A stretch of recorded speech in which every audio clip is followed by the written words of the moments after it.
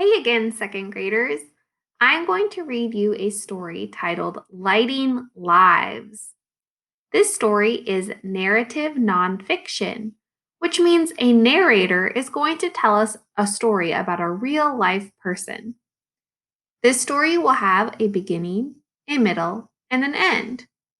And it also might have text features such as photos and captions. Those are the characteristics of a narrative nonfiction story. Remember that our essential question is, how can people help out their community? Well, in this story, we will read to learn how one person is helping people in her community. Follow along as I read aloud. Remember that we will be working on author's purpose. And reminder that authors write to tell information, explain, or describe. As you read this story, look for clues to the author's purpose. We will be using this graphic organizer today, 2 clue boxes leading us to the author's purpose of why they wrote this story. You will need your page from your Turn practice book, page 126. It looks like this slide.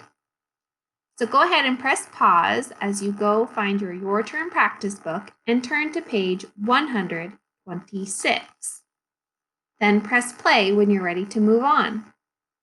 I will first read the story all the way through, and then we will go back together and reread to search and find for the clues that lead us to the author's purpose. Lighting lives. Lighting lives. When Debbie Tiwa was your age, her home had no electricity.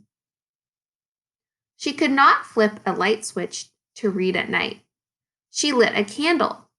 She could not cook on a stove or in a microwave oven. Her family cooked over a fire. Debbie lived in Arizona. When she was 10, she moved to a new home. Her new home had electricity.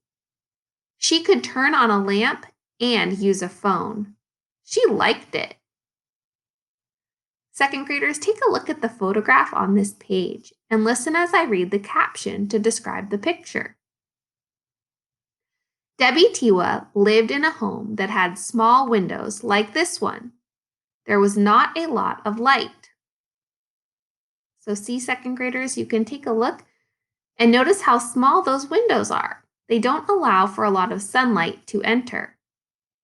So, can you imagine not having a lot of sunlight and not having electricity?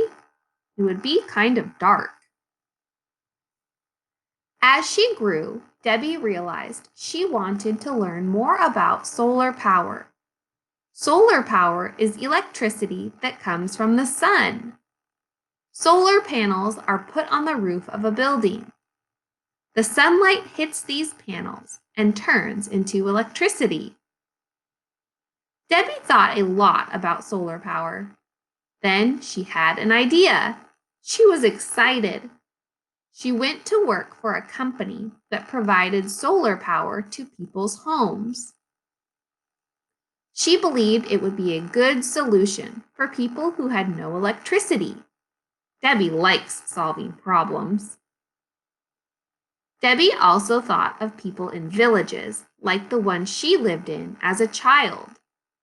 The people in these small towns did not have any electricity. Solar power would work well there because there is a lot of sun in Arizona. Debbie decided to help these families get solar power. To get a family started, Debbie helps them borrow money from a bank to buy the panels. After they get the money from the bank, they have some time to pay the money back. And the good news is there is no cost for using the sun's power. Take a look at the photograph, second graders, and we can also look at the pictures. There is a caption that goes along with the picture at the top. Let's read it. Solar panels are now used on many homes. Second graders, can you see the solar panels on the roofs of these houses? They capture the sun and turn it into energy.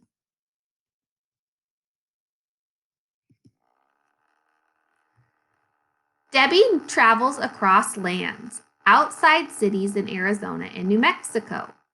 She travels to the countryside. She helps Hopi and Navajo people get solar power. Debbie believes deeply in her work and insists that families learn about how solar power can help them. They are happy to do what she demands. Debbie also travels to schools and summer camps to teach Hopi children about solar energy. Debbie helps many Hopi people.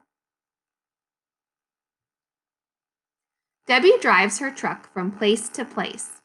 It is lonely with no one riding along. Then she thinks about how exciting it was to use electricity for the first time. Now, families can do the things you do without thinking about them. They can heat their homes or turn on a light. Debbie says she is lighting up people's lives. Second graders, as we finish this story, what do you think was the reason the author wrote this story?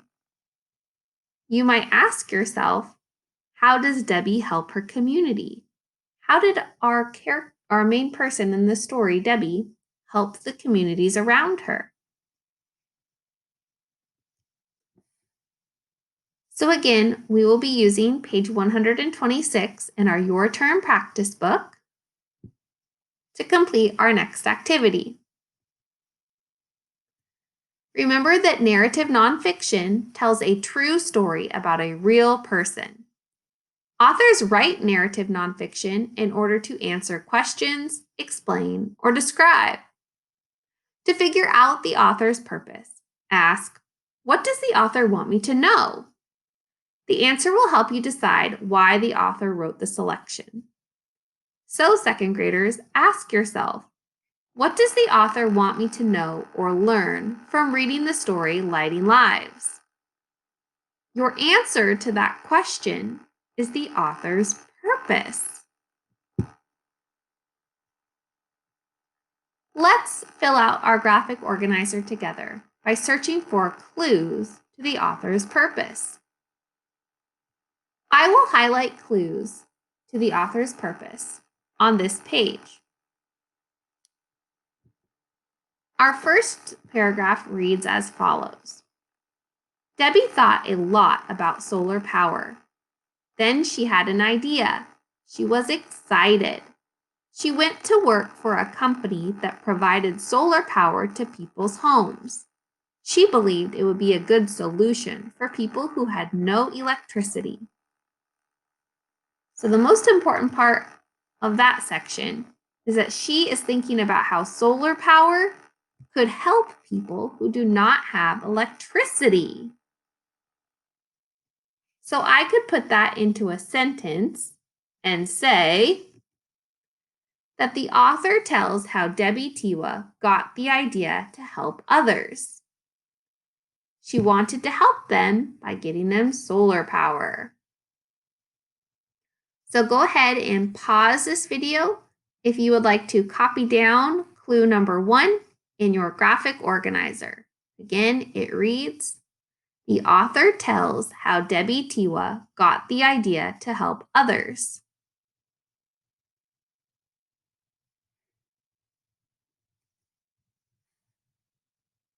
All right, we are now on to finding clue number 2.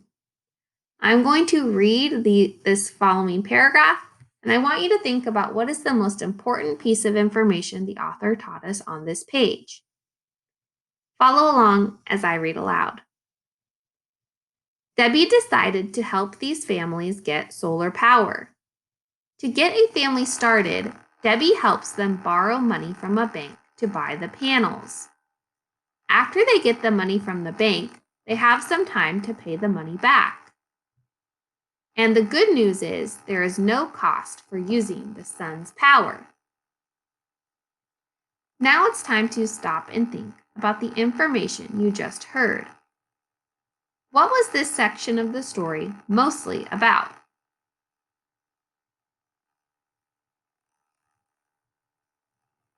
It was mostly about how Debbie helped families borrow money from the bank to help pay for the solar power or the solar panels. So I could turn that into a sentence that reads, the author tells how Debbie helps families borrow money to buy solar power. All right, second graders, now that we have identified 2 clues for the author's purpose, number 1, author tells how Debbie Tiwa got the idea to help others, and number 2, the author tells how Debbie helps families borrow money to buy solar power. What do you think was the author's purpose in writing the story? The author told us that Debbie helped others and that specifically she helped them get solar panels to have access to electricity. So, what did the author want you to learn from this story? What was the author's purpose in writing it? Your answer to that question will be what you write down for the author's purpose section of your graphic organizer. I would like this part to be in your own words and your own thinking. We will try to share out some of your thinking in our morning meeting tomorrow. I would love to hear what you think is the author's purpose. Good luck, second graders.